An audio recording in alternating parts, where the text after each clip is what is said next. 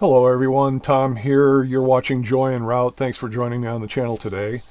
Thought I'd share with you a little hidden gem of a city park, little RV park, known as Old Settlers Park in Burlington, North Dakota. As you may know, I've been kind of hanging out recently in the Minot, North Dakota area. And one of the things that I found is that in terms of places to stay with your RV, it's kind of slim pickings. But I did notice this one exception that had really great reviews, and that is this one here, the Old Settlers Park. And so I thought I'd pop over and take a look and see what it was like there in the park. It's a first come, first served park, no reservations, so you just arrive and go ahead and grab a payment envelope and go find yourself a spot, and then fill out the envelope and stuff your payment into it. Tear off the little reservation piece of the envelope flap and attach that to your site post at your little campsite there, and drop the envelope into the secure slot, and you're good. Here's a map of the park, and one thing that's not shown here on the map is the railroad tracks that run just on the other side of the Delac River. And so you might hear some train noise, and they did come through fairly frequently. And as they are coming through the town of Burlington, you're gonna get some train horns going off, possibly in the middle of the night. It didn't bother me much, so no big deal. I stayed in site number 7, so yeah, kind of close to the tracks. But of course, all of the sites here really are kind of close to the tracks. But as you can see, the site is broken down into 2 separate areas. One for RVs, they're pull-in or pull-through sites that have 50, 30, and 20 amp electric service. And then there's another area of the park where it's tent camping only. One of the downsides to this park is that the restroom and bathhouse is over by the tent camping only area, and so it's a little bit of a hike from the RV side of the park. Would be nice if they had a shower and restroom facility a little bit closer to the RV side. But okay, we'll give them a pass on that. But otherwise, the entire park was a really nice find. And so I went ahead and ponied up some money to stay for 3 nights, and as you can see by the self-service registration station information sign, the daily rate is $30 per camper with electric, or $20 if you're in a tent-only site. I don't know.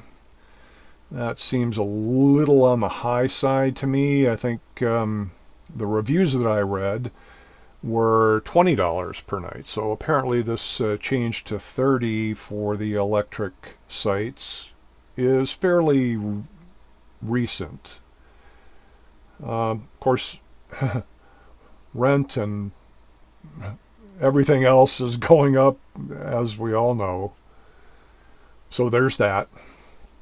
Whether or not raising it from 20 to 30 makes a lot of sense, I'm not sure. That's a whopper of an increase. And I'm really more expecting that a campsite with these kinds of amenities are probably more in the $20 to $25 range, so would have liked to have seen it a little bit lower. I did notice, though, that there are a lot of flags all over the park, and I think that maybe what's going on is they may be upgrading their water system throughout the park. There were shared spigots sprinkled throughout the park, so each individual camping spot didn't have its own water supply, but there was water close by, and often it looked to me like each of the spigots had one of those Y splitters on it, so that a couple of different campsites could use the single water spigot. The water was good, no problems with the water, so no worries there.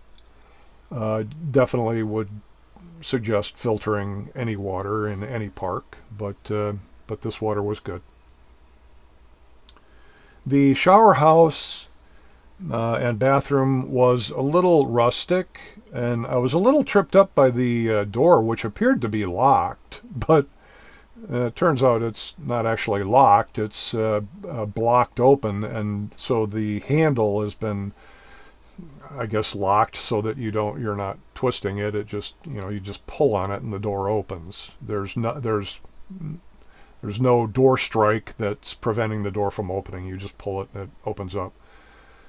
But not wanting to just pull on a door without twisting the handle, I twisted the handle and find that it didn't move, as if it had been locked. And I thought, oh, well, why have they locked the bathrooms?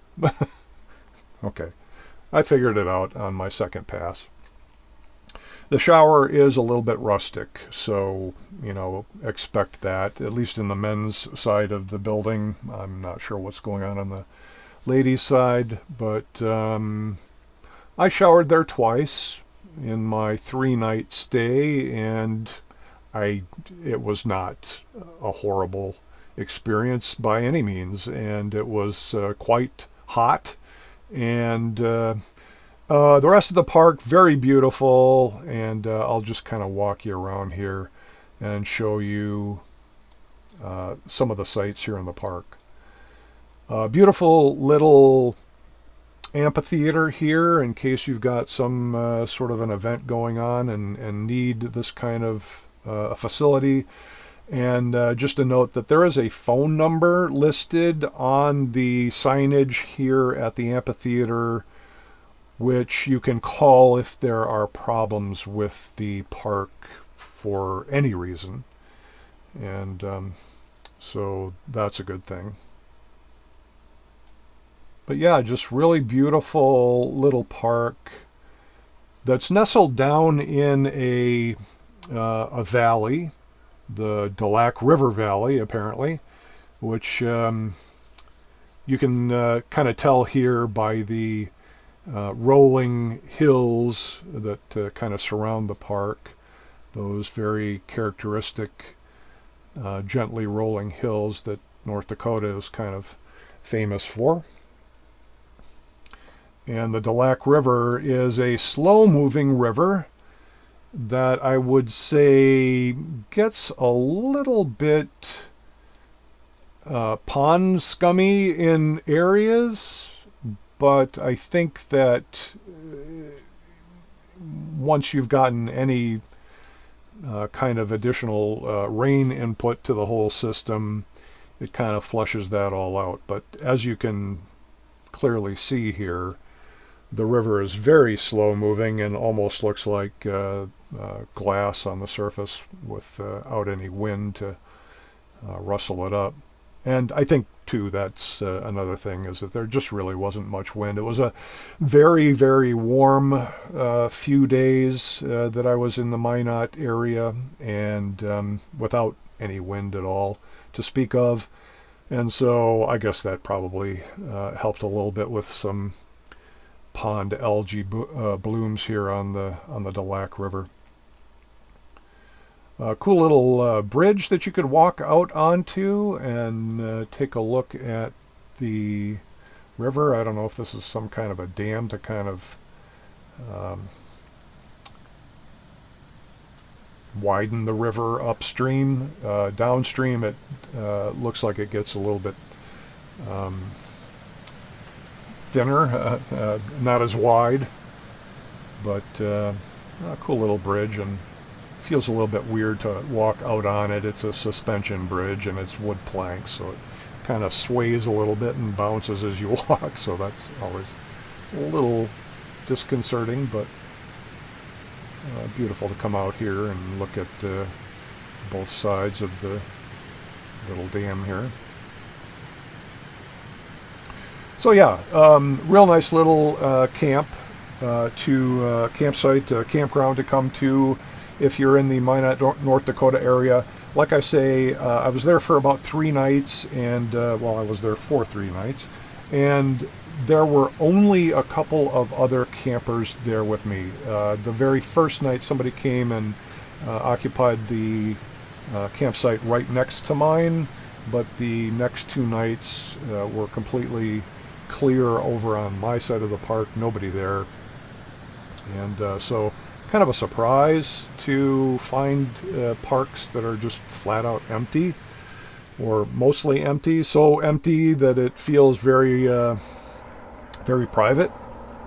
So if that's what you're looking for, that's another good reason to take a look at Old Settlers Park, and in Burlington, North Dakota, just a hop, skip, and a jump away from Minot, a little bit to the west of the city of Minot. All right, well, I hope you enjoyed this brief look at Old Settlers Pond, and we'll see you in the next video.